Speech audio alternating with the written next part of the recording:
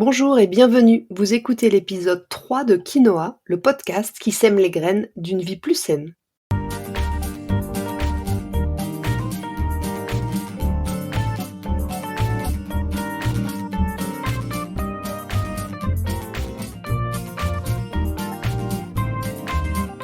Je suis Julie Coignet, naturopathe et coach santé. Ma mission à travers ce podcast est de vous aider à retrouver ou à garder la santé en adoptant de nouvelles habitudes de vie plus saines et équilibrées. Chaque semaine, le jeudi, je vous propose de parler bien-être, forme et santé naturelle de façon simple et positive pour vous aider à reprendre votre santé en main. Si vous venez juste de me rejoindre, je vous souhaite la bienvenue et je vous conseille d'écouter l'épisode 0 dans lequel je me présente plus en détail et l'épisode 1 dans lequel je pose les bases de ce qu'est la naturopathie et de ce que ça peut vous apporter. Allez, c'est parti pour l'épisode du jour. Dans ce 3e épisode de Quinoa, je vais vous expliquer comment la naturopathie peut vous aider à retrouver la ligne et à garder votre poids de forme. Bien sûr, comme je vous le préciserai dans chaque épisode, les conseils que je vous transmets ici sont généraux et s'adressent au plus grand nombre. Je ne tiens pas compte des cas particuliers qui sont le sujet des consultations personnalisées ou de ma méthode globale de remise en santé Good for Me. Et dans le cas précis de cet épisode, je vous conseille vivement de ne pas prendre tous mes conseils à la lettre si vous souffrez de troubles du comportement alimentaire. À quelques semaines de l'été, vous commencez sûrement comme chaque année à penser vacances, plage et maillot de bain. Et c'est à ce moment-là que vous vous dites peut-être que vous vous allégeriez bien de ces petits ou gros kilos en trop stockés depuis l'hiver, depuis le premier confinement, depuis l'arrivée de bébé ou encore depuis de trop longues années. C'est un marronnier, comme on dit dans le jargon journalistique, c'est-à-dire un sujet récurrent chaque année à la même période. Observez les titres de presse. D'ici quelques semaines, ils ne parleront plus que de ça et des derniers régimes à la mode.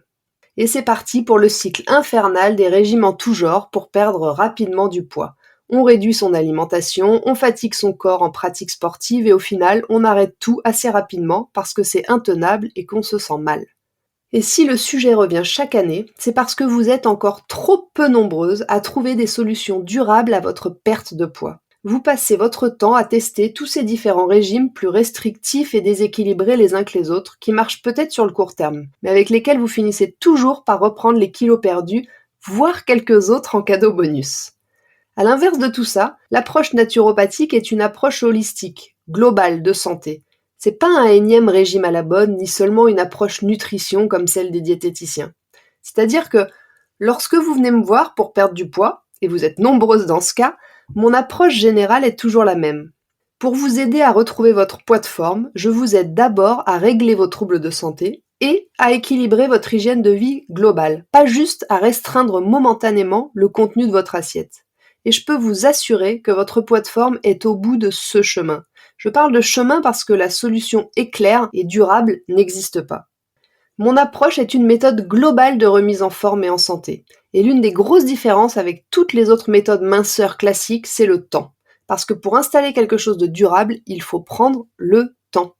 Je ne suis pas une magicienne, c'est dommage, j'aimerais bien, mais donc je ne vais pas vous promettre moins 10 kilos en 4 semaines, sans vous dire que vous en reprendrez sûrement 15 par la suite. Avec l'approche naturo, on prend le temps de revoir son hygiène de vie globale et de mettre en place de nouvelles bonnes habitudes pour toute la vie. C'est ce qu'on va voir dans cet épisode. C'est tout d'abord les raisons qui vous empêchent de perdre du poids. Puis, je vous donnerai les 10 conseils naturaux qui vous aideront à prendre soin de votre santé autant que de votre silhouette. Parfois, ça peut arriver que vous ayez l'impression de tout faire bien. Vous faites attention à ce que vous mangez, vous faites du sport régulièrement, mais malgré tout, votre poids ne bouge pas. Vous n'arrivez pas à perdre vos kilos en trop et vous ne comprenez pas ce qui bloque. Ça vous agace. Je comprends. Mais c'est oublier le lien direct qui existe entre notre surpoids et notre mental, nos pensées, nos émotions. Pour pouvoir adopter une nouvelle routine alimentaire saine et durable, il faut toujours commencer par essayer de comprendre les causes qui se cachent derrière nos comportements alimentaires déséquilibrés. Et je ne vous cache pas que c'est le plus important, mais pas le plus simple. La première des choses à faire et à bien comprendre, c'est qu'il faut absolument arrêter de mentaliser votre nourriture et de réfléchir en permanence à ce que vous mettez ou non dans votre assiette. Lâchez un peu prise pour lâcher quelques kilos. C'est indispensable. Ça passe déjà par arrêter de compter les calories, parce que ça sert à rien en plus. Vous croyez sincèrement que 500 calories issues d'un plat préparé ou d'une assiette de légumes vont avoir le même impact sur votre santé et sur votre silhouette ? Bien sûr que non. En partie parce que dans le premier cas, il s'agit de calories qu'on appelle vides, dépourvues de nutriments, et dans le second, de calories pleines, bien plus nourrissantes. Ça passe aussi par le fait d'arrêter de peser vos aliments. C'est votre estomac qui doit servir de balance. Écoutez-vous, faites-vous confiance. C'est indispensable d'être connecté à ces sensations de faim et de satiété pour retrouver et conserver un poids de forme. En fait, lorsque vous calculez tout ce que vous mettez dans votre assiette, vous perdez votre instinct naturel, vos sensations, vos envies spontanées. Vous mangez quand il faut, ce qu'il faut. Et ça, c'est le meilleur moyen de ne pas manger à sa faim, de se frustrer et de compenser ensuite en se jetant sur une tablette de chocolat ou, au pire, de développer des troubles alimentaires plus importants. Ensuite, ne diabolisez pas la nourriture, ni aucun aliment en particulier. C'est crucial et essentiel à toute perte de poids durable. En général, plus vous serez dans la frustration ou la culpabilisation, plus vous risquez de plonger dans l'excès. Et l'excès, c'est l'opposé de l'équilibre. En plus, si vous êtes convaincu que vous ne devez pas manger de chocolat pour ne pas grossir, je peux vous assurer que vous allez avoir tendance à y penser toute la journée et il y a toujours un moment où vous allez craquer. Et sûrement pas juste sur un carré, si vous voyez ce que je veux dire. Alors imprimez dans votre tête qu'il n'y a aucun aliment interdit, même dans une démarche de perte de poids. C'est la fréquence et la quantité qui vont compter. Une fois que vous aurez intégré que manger n'est pas une histoire de calcul et qu'aucun aliment n'est à bannir complètement, votre corps pourra se nourrir sereinement et votre poids devrait se stabiliser. Il faut donc se libérer des fausses croyances dont on vient de parler, mais aussi de celles qui consistent à croire que les régimes hyper restrictifs, ça fonctionne. C'est faux, ça ne marche pas. Ok, on a grandi avec ça, mais aujourd'hui on a assez de recul pour savoir que ce ne sont que des promesses mensongères. Idem, si tel ou tel aliment faisait mincir, on le saurait, et on serait toutes minces. Ne vous laissez pas berner par les pubs, les compléments alimentaires qui absorbent les graisses, les crèmes amincissantes, les boissons minceurs en tout genre, franchement. Les solutions miracles n'existent pas. La seule bonne méthode, c'est celle qu'on tient sur la durée. Parce qu'on ne retrouve pas une relation apaisée avec son corps en le frustrant ou en lui créant des carences, mais plutôt en lui apportant ce dont il a besoin et en trouvant l'équilibre qui nous convient. Ma méthode Good for Me est justement là pour impulser un déclic dans votre esprit. Elle vous apprend à ajuster votre hygiène de vie et votre assiette pour retrouver la forme, la santé et tendre vers votre poids d'équilibre. En 8 semaines, vous commencez par alléger votre corps du surplus de toxines et de kilos, puis vous vous revitalisez et vous apprenez à mettre en place l'équilibre qui vous convient. Mais voyons maintenant concrètement mes 10 conseils simples et accessibles pour vous aider à retrouver et à garder votre poids de forme durablement.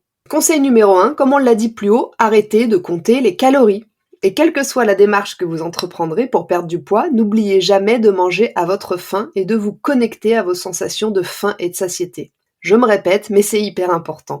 Ne laissez jamais une méthode ou un pseudo-coach vous affamer. Un corps affamé, c'est un corps en souffrance et vous pouvez être sûr qu'il compensera dès qu'il en aura l'occasion. Conseil numéro 2, fuyez les plats industriels préparés. J'en parlais déjà dans l'épisode 2 consacré au b.a.-ba d'une vie plus saine. C'est aussi indispensable pour perdre du poids, parce que les plats industriels préparés sont remplis d'additifs et de composants chimiques, sont beaucoup trop sucrés, beaucoup trop salés et tellement pauvres en nutriments que ni ils ne comblent nos besoins en vitamines et minéraux, ni ils ne comblent très longtemps notre faim. Donc on en mange plus et on a envie de grignoter entre les repas. Bref, aucun intérêt. Conseil numéro 3, on limite le lait de vache et le gluten. Je pense que je vais dédier un épisode de podcast à ces deux sujets-là, tellement on me demande souvent ce que j'en pense et pourquoi ils sont pas top pour la santé. Mais là, dans le cadre d'une perte de poids durable, je dirais juste que je recommande de limiter leur consommation. Tout d'abord parce que le lait de vache est très riche, très gras, et donc arrêter de manger du fromage midi et soir ou de mettre de la crème fraîche dans tous ces plats me paraît être une bonne idée quand on veut mincir. Ensuite, pour le gluten, parce que la plupart des préparations qui en contiennent sont des tartes, des quiches, des pizzas, des biscuits, et que limiter le gluten en vient donc à limiter toute cette alimentation. Après, je ne rentrerai pas maintenant dans le détail des effets néfastes du lait de vache ou du gluten sur votre système digestif, mais sachez qu'à haute dose, ils sont bien réels. Conseil numéro 4, choisissez les bons féculents. Les féculents, c'est aussi ce qu'on appelle les céréales. Ce sont des glucides, des sucres pour faire court. Donc vous comprendrez facilement pourquoi on doit choisir les bons sucres. La plupart du temps, je ne conseille pas de les supprimer, mais plutôt de privilégier ceux qui sont sans gluten ou avec un index glycémique plutôt faible. Comme ça, on limite la montée du sucre dans le sang et donc les pulsions sucrées qui s'ensuivent. Je vous recommande donc d'aller plutôt vers les pâtes ou le riz semi-complet, le riz basmati blanc, le seul blanc à l'index glycémique moyen, le millet, les pommes de terre froides, le quinoa, le maïs ou encore le sarrasin. Conseil numéro 5, choisissez aussi bien vos graisses. Comme pour les féculents, on ne supprime pas, mais on choisit mieux. On pense souvent à tort que le gras c'est le plus grand coupable de la prise de poids. C'est faux, c'est plutôt le sucre. Le corps a besoin de gras pour fonctionner correctement. Et d'ailleurs, petite info qui a son importance, quand le corps manque de gras, il compense souvent en mangeant plus de sucre. C'est pourquoi il est important de conserver, voire même parfois d'augmenter légèrement un peu son apport en gras. Après, par contre, il faut choisir les bons gras, ça c'est certain. Alors pour la cuisson, je vous recommande l'huile d'olive ou l'huile de coco.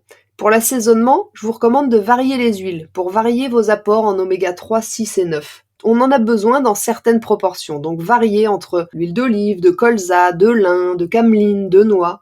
Et puis vous trouverez aussi du bon gras dans les avocats, les oléagineux, c'est-à-dire les noix, les amandes, les noisettes, et les poissons gras du type sardines, harengs, maquereaux. A l'inverse, je vous invite à consommer avec modération les graisses animales issues de la viande, du beurre, du fromage, de la crème, et de fuir complètement les gras qu'on appelle les gras trans. C'est les gras qu'on trouve dans les plats préparés, dans les confiseries, dans les pâtisseries, dans les biscuits industriels, pâtes à tartiner, margarine, viennoiserie, barres chocolatées. Donc vous l'avez compris, le gras est indispensable au bon fonctionnement de notre organisme, mais il doit être de qualité et consommé un peu à chaque repas, sans exagération. Comme toujours d'ailleurs, quand il s'agit de manger sain, la modération, vous l'aurez compris, c'est la clé. Conseil numéro 6, on ne néglige pas les protéines. C'est la grande tendance actuelle, que ce soit pour la santé, pour la planète ou pour des questions éthiques, les protéines, qui sont souvent assimilées à la viande, désertent de plus en plus nos assiettes. C'est une grosse erreur car les protéines sont notre matériau de construction et sont hyper rassasiantes, donc on ne fait pas l'impasse, même avec un objectif de perte de poids. Après, on choisira plutôt des protéines qui se digèrent facilement et on favorisera les protéines végétales. Un peu chaque jour, on variera entre œufs, poissons, volailles ou alors légumineuses plus céréales à raison de 1/3 de légumineuses pour 2/3 de céréales. Conseil numéro 7, comme je le disais dans l'épisode 2, on suit la règle des 80-20, c'est-à-dire qu'on respecte tout ce qu'on vient de voir à peu près 80% du temps et on suit ses envies 20% du temps pour éviter les insupportables frustrations qui sont la base des régimes qui ne fonctionnent pas sur la durée. Et puis ça évite aussi de tomber dans l'orthorexie. Vous savez, ce trouble alimentaire de plus en plus répandu qui consiste à vouloir maîtriser de façon obsessionnelle tout ce qu'on mange, en avalant que des produits hyper sains et en rejetant en bloc les aliments perçus comme malsains, la malbouffe. Nous, on cherche l'équilibre, vous l'avez compris, donc on n'exclut aucun aliment radicalement. Blacklister les pizzas ou le chocolat va les rendre encore plus désirables, causer de la frustration et provoquer des craquages démesurés qui sont une mauvaise idée pour la santé comme pour la ligne. Conseil numéro 8, si j'ai faim, je mange. Mais par contre, je fais les bons choix. Encore une fois, je ne vous dirai jamais de rester avec votre faim, vous l'avez compris. Si vous avez faim, je dis bien faim, pas si vous vous ennuyez ou que cette pâtisserie vous fait de l'œil.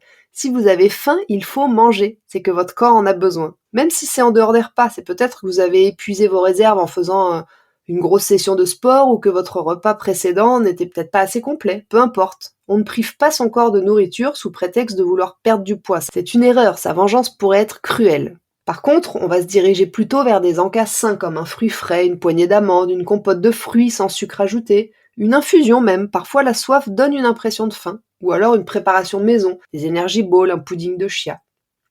Conseil numéro 9, dormez suffisamment. Vous avez sûrement déjà remarqué que quand vous êtes fatigué, que vous avez fait la fête, ou que vous avez fait une petite nuit parce que vous avez des enfants en bas âge, le lendemain, vous avez plus faim. Et en plus, vous êtes surtout attiré par du sucre ou du gras. C'est physiologique. Parce que c'est à la fin de la nuit que le corps sécrète l'hormone de satiété, la gréline. Donc si votre nuit a été trop courte, votre corps n'a pas ou pas assez produit cette hormone. Ce qui fait que vous avez toujours faim quand vous êtes fatigué. Et enfin, conseil numéro 10, on s'organise. Parce qu'on est toutes pareilles quand on a faim. On prend le premier truc qui nous tombe sous la main, alors autant s'organiser pour que ce truc soit sain. La solution, c'est déjà de faire des bonnes courses, c'est-à-dire de ne pas acheter des trucs tout faits, pleins de gras ou de sucre, comme ça, même si on ouvre le placard avec une envie soudaine de grignoter, on ne peut pas tomber sur n'importe quoi. Et ensuite, d'anticiper. L'anticipation, c'est la partenaire number one de l'équilibre sain. Anticipez en cuisinant un peu plus le week-end par exemple, pour vous avancer sur les dîners de la semaine et éviter le truc rapide et tout prêt qu'on sort au dernier moment quand on est à la bourre. Vous pouvez par exemple cuire à l'avance 2 ou 3 féculents que vous n'aurez plus qu'à réchauffer, idem pour les légumes, préparez-en à l'avance, que vous n'aurez plus qu'à customiser ensuite, mais ils seront déjà lavés, coupés, et soit vous les laissez crus, soit vous les pré-cuisez à la vapeur douce. Pensez aussi à cuisiner en plus grosse quantité, comme ça c'est fait, soit vous en avez pour le lendemain midi, soit vous pouvez même congeler pour un autre jour où vous serez plus speed. Et enfin, 2 petits conseils bonus. Le premier, c'est de bien mâcher. Quand on mâche bien, quand on prend le temps de mâcher, on est plus vite rassasié et on mange naturellement moins. J'ai plein d'exemples de consultantes qui ont perdu beaucoup de poids juste en mangeant moins vite et en prenant le temps de bien mâcher. Ça se tente, non ? Et puis deuxième petit conseil bonus et de circonstance avec les beaux jours et la réouverture des terrasses. Pour limiter la casse au restaurant, choisissez entre alcool et dessert. Vous pensez peut-être que ça n'a rien à voir? Eh bien si. Ce sont deux sources hyper importantes de sucre, donc c'est l'un ou l'autre. En gros, disons que 2 verres d'alcool, c'est à peu près égal à un dessert en termes de sucre et de stockage. Ce qui veut dire que si vous buvez 5-6 verres de vin, c'est comme si vous mangiez 2 éclairs au chocolat en termes de stockage de graisse. Donc vin ou dessert, il faut choisir. Voilà, l'épisode 3 de Quinoa touche à sa fin. Je vous remercie de m'avoir écouté jusqu'ici, j'espère que vous l'avez apprécié et qu'il vous aura donné envie de cultiver les graines d'une vie plus saine. Si c'est le cas, parlez-en autour de vous et laissez-moi un avis avec 5 étoiles sur iTunes, c'est le meilleur moyen de me soutenir et de promouvoir mon podcast. Comme chaque semaine, vous retrouverez le résumé de mes conseils dans l'article de blog dédié à l'épisode sur mon site www.juliecoignet.com. La semaine prochaine, nous parlerons de l'équilibre acido-basique, indispensable à la pleine santé. De quoi s'agit-il? Quels sont les facteurs de déséquilibre? Quelles sont les conséquences d'un corps trop acide et comment rectifier le tir? Je vous dis tout ça jeudi prochain. Et en attendant, si vous voulez me faire un petit coucou ou échanger, je vous invite à me rejoindre sur Instagram @juliecoignet-8_naturopathe. Et n'oubliez pas, comme le disait très bien l'abbé Pierre, il ne faut pas attendre d'être parfait pour commencer quelque chose de bien. À bientôt!